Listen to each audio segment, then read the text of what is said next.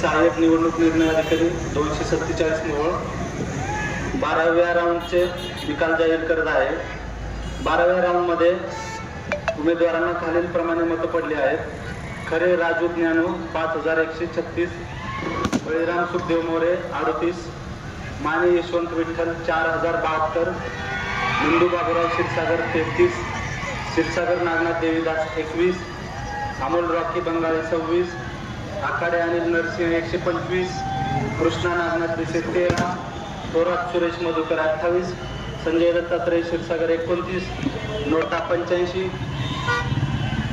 एकूण व्हॅलिड मत आहेत 9606।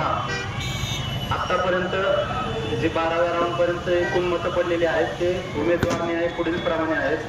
खरे राजू ज्ञानू 65095, बळीराम सुखदेव मोरे 418, माने यशवंत विठ्ठल 44658, नंदू बाबूराव क्षीरसागर 337, क्षीरसागर नागनाथ देवीदास 302, अमोल रॉकी बंगाळे 313, आखाडे अनिल नरसिंह 2083,